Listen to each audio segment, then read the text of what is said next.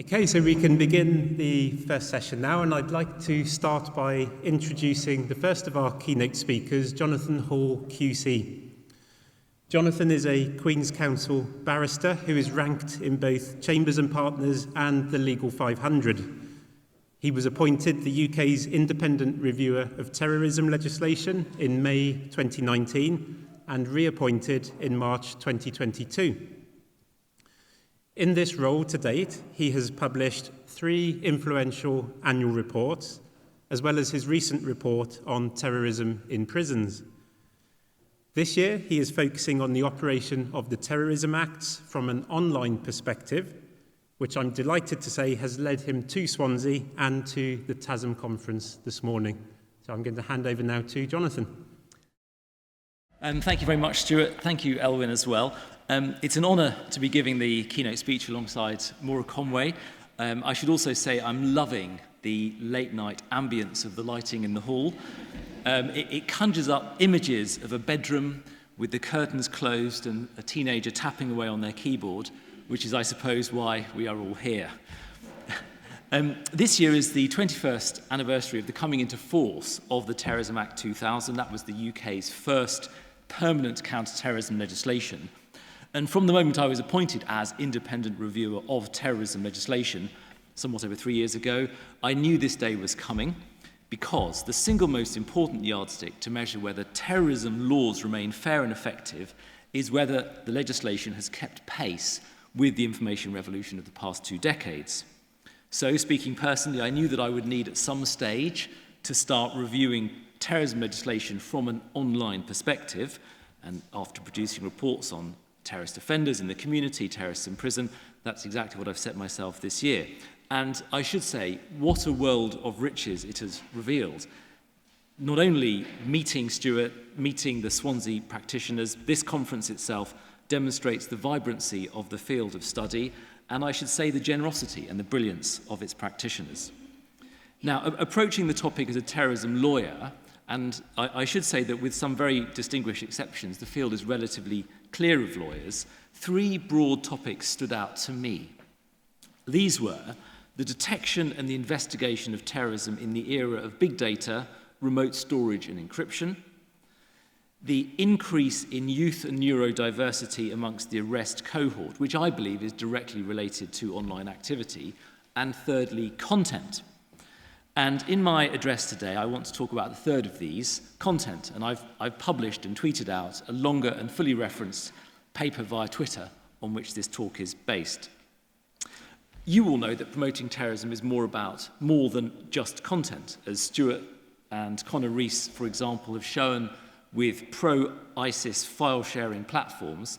The real vice is the behaviour of Islamic State activists who will quickly react to content removal, whilst, of course, Maura Conway has illustrated the point that the process that is referred to as radicalisation is usually much more than pure passive consumption of content. Nevertheless, the direction of travel indicated by the Online Safety Bill and the EU Digital Services Act, supported, I should say, by important sections of our media, is simply identifying the bad stuff and taking it down. And of course, there are advantages to this approach. Automation is possible, and it can be done at scale. I should also add that the alternatives are not straightforward. If you take the view that more can be done by the authorities to intervene at the human level, well, why can't we just find out who these people are and arrest them?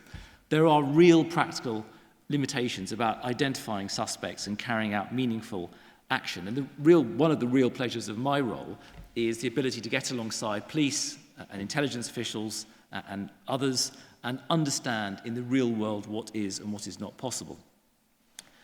So this is where the precise topic of my address comes in. What are the rights and values that should guide policymakers when deciding where the line should be drawn in respect of content removal?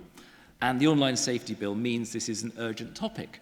The bill will impose hard rules based on concepts such as illegal content or even terrorism content. And perhaps just as importantly, the regulator Ofcom will have to make regulatory choices about when to intervene, based, one hopes, on a strong sense of rights and values.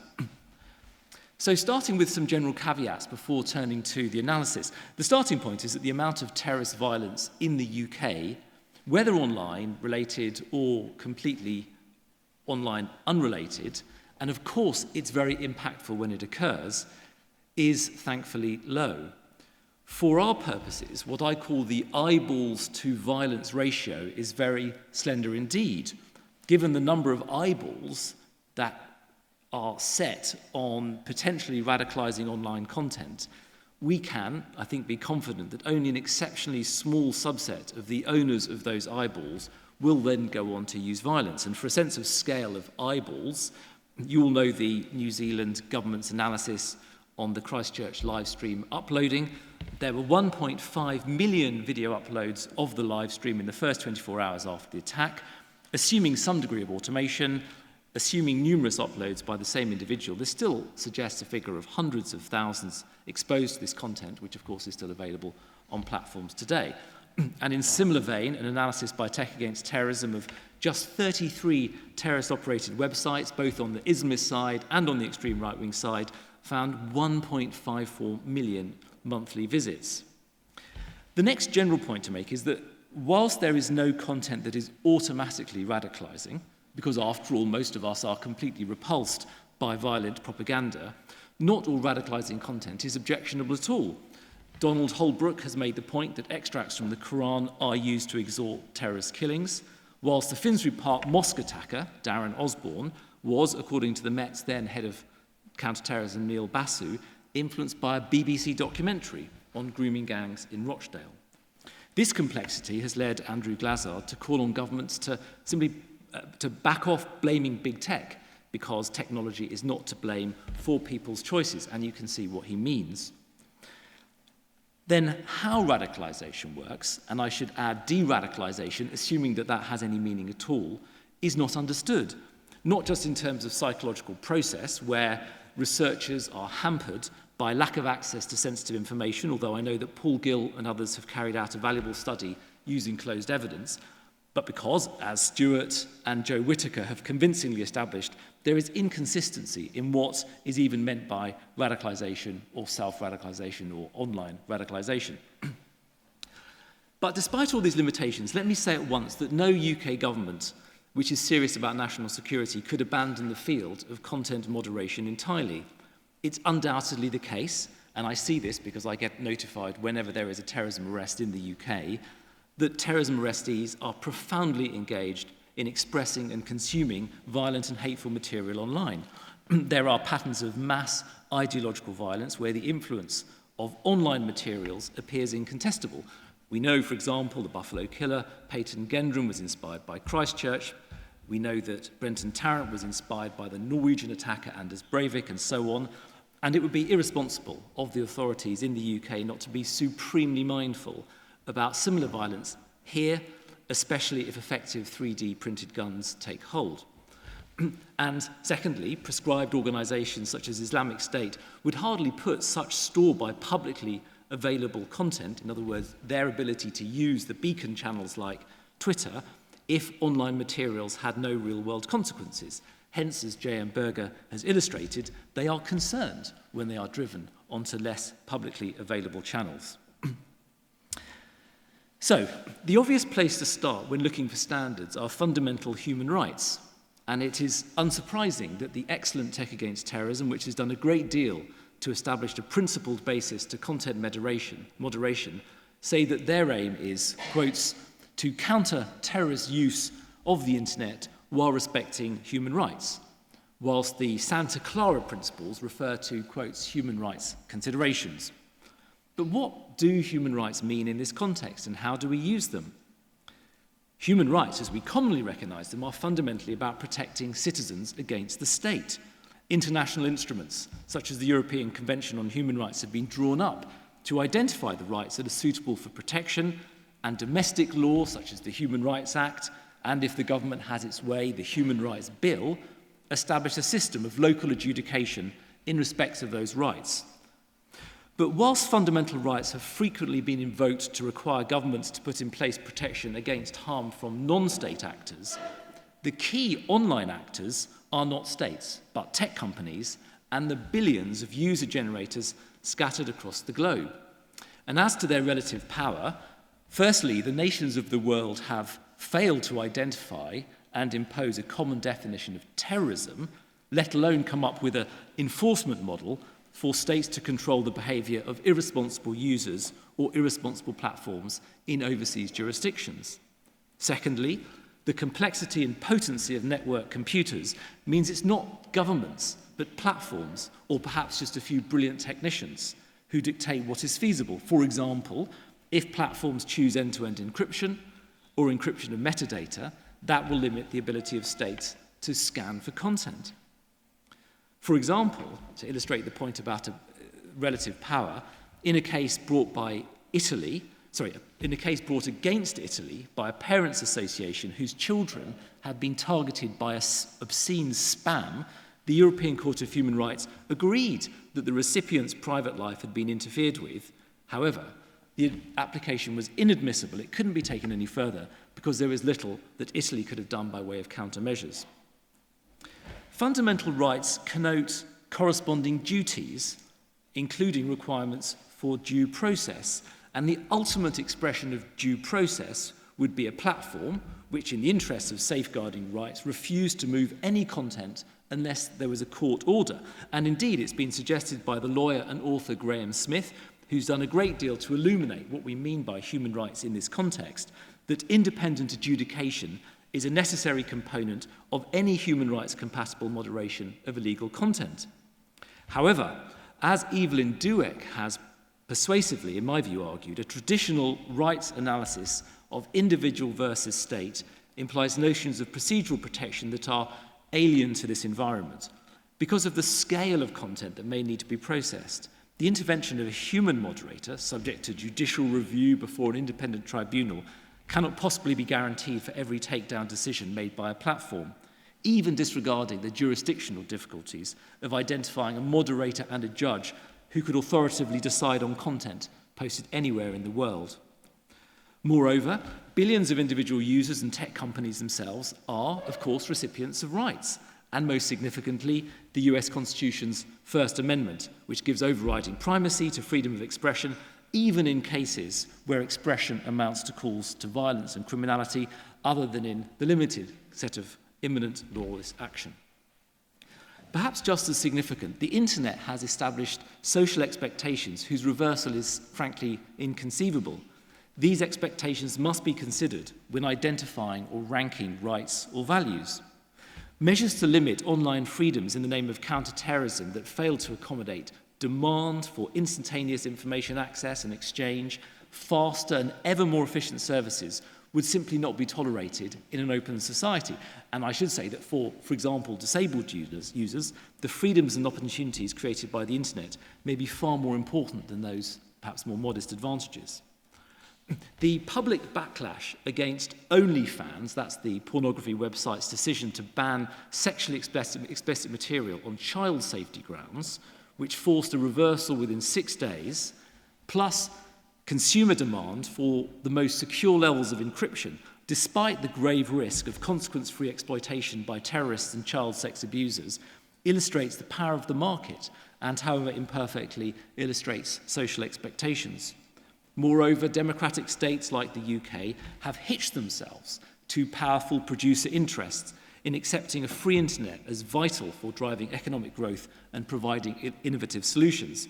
And this is demonstrated by a document called the Declaration for the Future of the Internet, which the UK, the US, and EU member states, among others, signed in April this year. Added to this, understanding the trade-offs between counterterrorism and internet functionality is a closed book to those of us without detailed insider technical knowledge. All of this is relevant to how lawyers like me consider whether a qualification of fundamental rights in the wider public interest is justified. The right to freedom of expression is not absolute, but can be interfered with for wider public interests. However, it's difficult for the public or policymakers to evaluate the argument that the regulatory burden would be a terminal threat to startups, or that practical content moderation is only possible through the use of algorithms or machine learning that would have unintended consequences. And this is an important policy-focused point made by US and UK researchers led by Tult and Gillespie of Microsoft. The right response, as again Evelyn Douek has rightly pointed out, is greater transparency from tech companies to inform this debate. Secondly, governments are rightly wary of solidifying gains made by powerful producers, the Facebooks, the Amazons, the Googles, and they recognise that a vibrant internet economy must embrace challenges. For example, the UK platform BitChute was established by 2 individuals in 2017. By 2022, it had a mere 12 employees, but tens of millions of monthly visits. Unfortunately, this free speech platform quickly became a vehicle for neo-Nazi propaganda. So accommodating the business model of small platforms necessarily limits the extent to which regulation can be imposed. And there is also a more profound anxiety relating to those services on which the architecture of the internet depends, such as domain name providers, about the desirability of imposing rules at all for fear of politicizing the internet, leading to its eventual fragmentation. And the Tony Blair Institute has published a useful paper called The Open Internet on the Brink on just this topic. So my conclusion is that it's more sensible to talk about values than talk about rights. Referring to values rather than fundamental rights encourages us to dampen down the assertiveness when debating the rights of wrong of counterterrorism online in an area which is supremely complicated. So I want to turn now to the value of freedom of expression. Any counterterrorism activity online, removing content, suppressing search terms, adding friction, etc., is bound to interfere with this value. Freedom of expression is particularly resonant in the counter-terrorist context. This feels paradoxical. Surely terrorism is an area where free speech values must necessarily be marginalized. Well, freedom of expression is firstly about the truth, and truth is particularly resonant in the terrorist context. Terrorist attacks change nations. Activities of violent diaspora groups linked to overseas conflicts or violent domestic movements are part of world history and personal experience.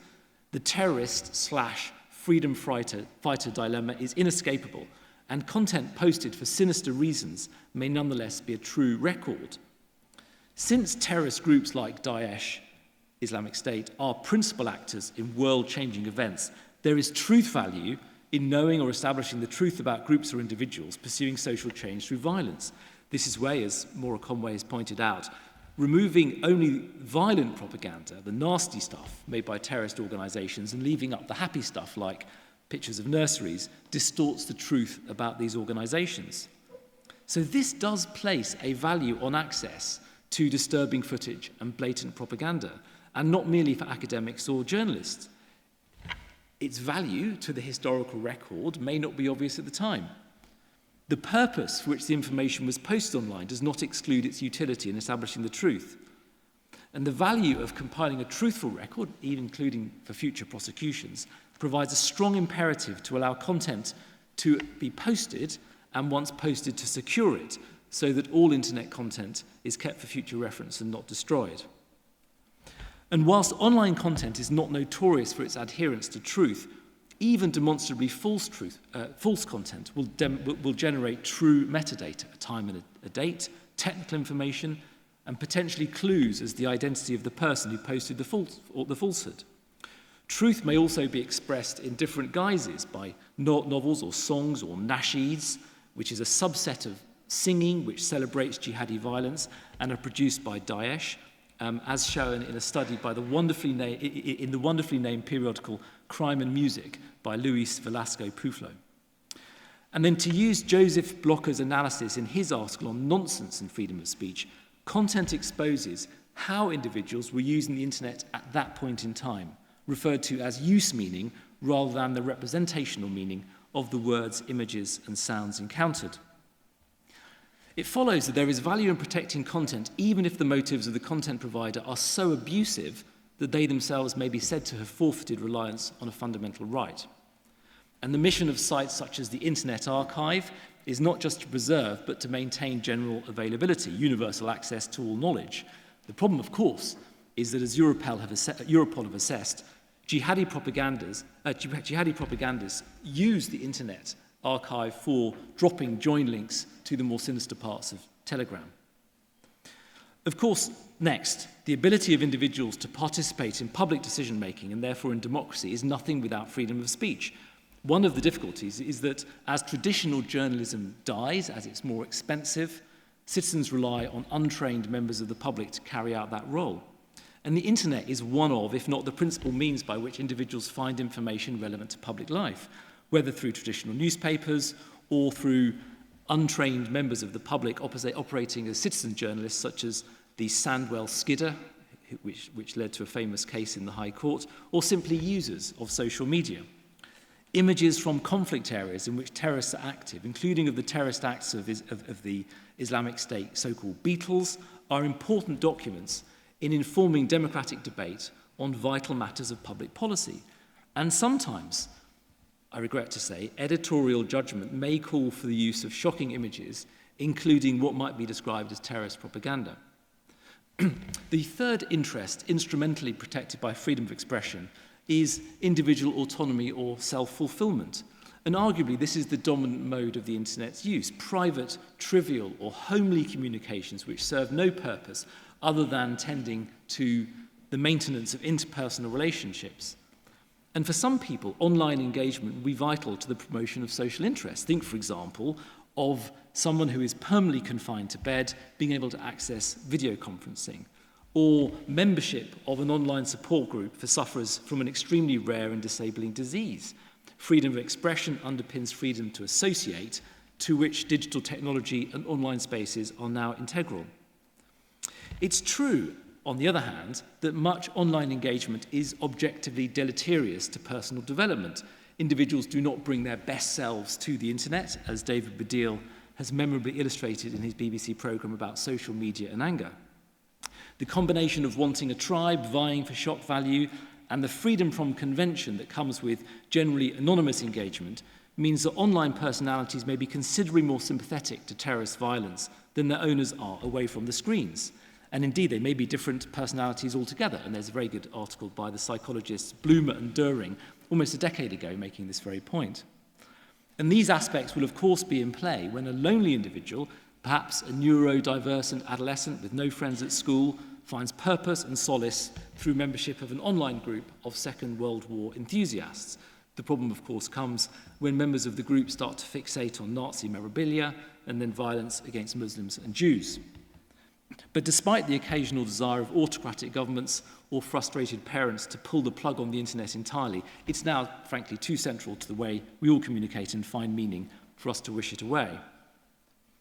Closely related to the concept of expression is the concept of privacy, which, as my predecessor, Lord Anderson, put it in his work on bulk interception, protects expression of individuality and an inner life, the facilitation of trust, friendship and intimacy, and the securing of other rights, for example, through promoting journalistic material and empowering individuals against the state.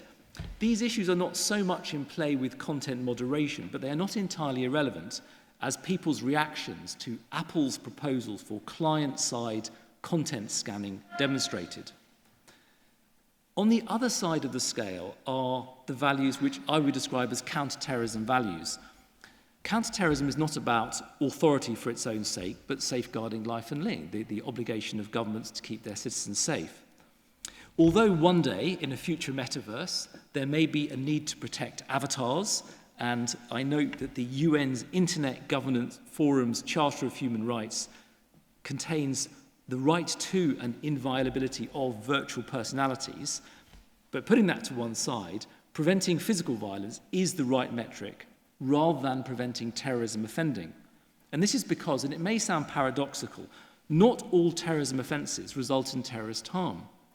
Rather, terrorism offences penalise prior conduct, enabling the authorities to intervene before physical violence has taken place. So through speech offences like encouraging terrorism or disseminating terrorist publications, the law tacitly accepts that using words and images may lead to violence, but of course the words and images are not themselves acts of terrorism. If you do consider words or images as a species of terrorist harm, then this results in a distorted feedback loop in which restrictions on internet activity may appear justified, even though they make not one bit of difference to violence in the real world. And the Online Safety Bill's use of the phrase terrorism content could regrettably encourage that sort of thinking. If eradicating certain types of content becomes a counter-terrorist goal in itself, then it's difficult to apply an evidence-based approach to whether online restrictions are justified. The same is true if one attempts to redefine violence, as the academic Julia de Cook has suggested, in which states should refer to symbolic or cultural violence. I think in this respect, what you might define as terrorism content is different from child sex abuse material, which is evidently harmful in itself. So, by way of tentative challenge to the academic community, it would be interesting to see harm considered geographically. For example, right-wing terrorist content is accessible in the UK, as it is around the world, but far greater harm, real-world harm, tends to occur in the US.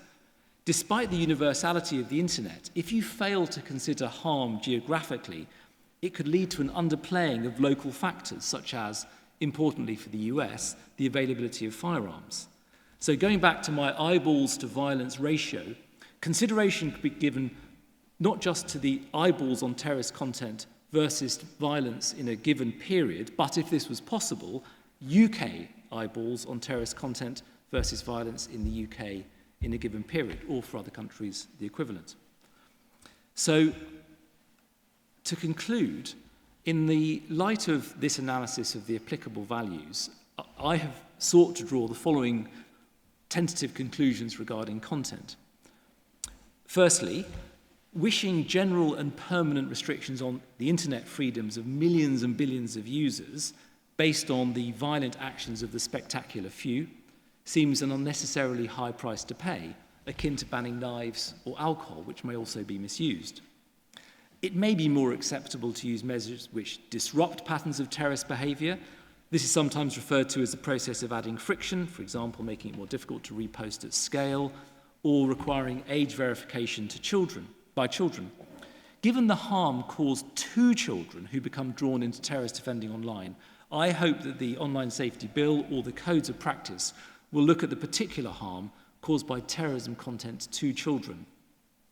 Secondly, the strongest and best case for general and permanent removal, including bars on uploading, concerns content that on the evidence is most strongly connected to past and future violence, such as live streaming of attacks or propaganda produced by identified terrorist organisations.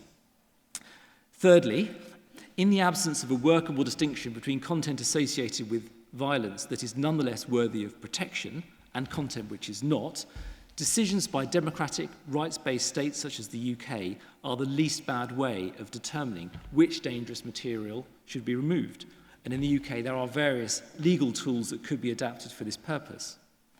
Fourthly, even where general and permanent removal is otherwise justified, given the uncertainty that content will result in real-world violence, there should be absolute protection for the most responsible media outlets to deploy any content as determined by editorial judgment.